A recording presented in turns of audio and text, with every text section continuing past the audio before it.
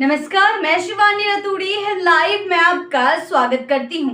बिहार की सियासत एक बार फिर बयानबाजी और राजनीतिक शतरंज के दौर में है और इस बार मोहरे चला रहे हैं राष्ट्रीय लोक मोर्चा के प्रमुख और राज्यसभा सांसद उपेंद्र कुशवाहा। एनडीए के सहयोगी दल के मुखिया ने चुनाव आयोग की वोटर लिस्ट रिवीजन, कांग्रेस नेता राहुल गांधी की वोटर अधिकार यात्रा और मुख्यमंत्री नीतीश कुमार के भविष्य को लेकर एक के बाद एक बयान देकर कई सियासी तीर एक साथ चलाए हैं।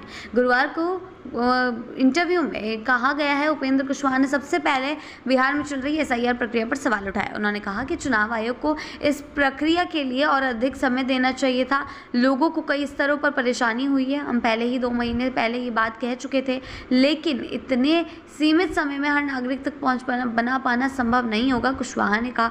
हालांकि उन्होंने ये भी साफ किया कि एसआईआर कोई जमीन से जुड़ा बड़ा चुनावी मुद्दा नहीं बनने जा रहा है। उनका कहना था कि बिहार के आम मतदाता के लिए रोजमर्रा की समस्याएं, रोजगार, शिक्षा और स्थानीय विकास जैसे मुद्दे कई ज्यादा महत्वपूर्ण हैं। एसआईआर के बहाने राहुल गांधी की हालिया वोटर अधिकार यात्रा पर भी कुशवाहा ने निशाना साधा। उनका कहना था कि इस यात्रा को बिहार में आम जनता का समर्थन नहीं मिला और ये पूरी तरह फ्लॉप रही। हालांकि उसी सांस में उन्होंने ये भी जोड़ा कि राहुल गांधी को इस यात्रा के जरिए बिहार में लंबे समय बाद कुछ हद तक पहचान जरूर मिली। यानी उन्होंने राहुल गांधी को पूरी तरह खारिज नहीं किया, बल्कि सियासी तौर पर बैक थ्रू मूवमेंट मानने से भी परहेज नहीं किया। कुशवाहा का यह बयान ऐसे समय में आया है जब बिहार में विपक्षी गठबंधन इंडिया राहुल और तेजस्वी यादव को मिलकर एक नए जनाधार की उम्मीद कर रहा है। ऐसे में उनका यह दोहरा संदेश, एक तरफ यात्रा को नकारना और दूसरी ओर राहुल की पहचान को स्वीकारना, गठबंधन की रणनीति को पढ़ने का एक दिलचस्प कोण पेश करता है।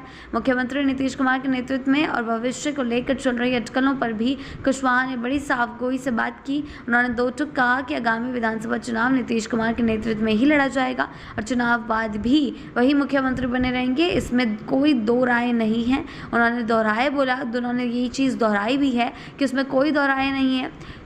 जब उनसे केंद्रीय गृह मंत्री अमित शाह के उस बयान के बारे में पूछा गया जिसमें शाह ने कहा था कि विधानसभा चुनाव के बाद सीएम चेहरा तय किया जाएगा, तो कुशवाहा ने उसे एक आम राजनीतिक प्रोटोकॉल करार दिया। यानी कुशवाहा ने न केवल नीतीश की अगुवाई पर मोहर लगाई, बल्कि भाजपा और जेडीयू के बीच कथित तनाव की चर्चाओं को भी सीधे तौर पर हल्का करने की कोशिश कर दी है। एक दिलचस्प मोड़ तब आया जब कुशवाहा से नीतीश कुमार के बेटे निशांत कुमार के राजनीतिक भविष्य पर सवाल पूछा गया।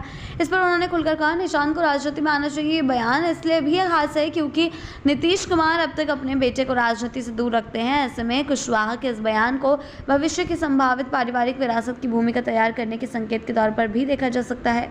उपेंद्र कुशवाहा का यह बयान सिर्फ एक इंटरव्यू नहीं था, एक राजनीतिक संकेतों से भरा हुआ घोषणा पत्र जैसा था। उन्होंने एक ही बातचीत में विपक्ष को निशाने पर लिया, चुनाव आयोग को सुधार का सुझाव दिया, गठबंधन में नेतृत्व को लेकर स्पष्टता दी और संभावित नेक्स्ट जनरेशन के एंट्री की बात भी छेड़ दी। तो यानी कि पूरा माहौल चुनाव से पहले गरमाया हुआ है। क्या कुछ होता है आगे चलकर देखने वाली बात।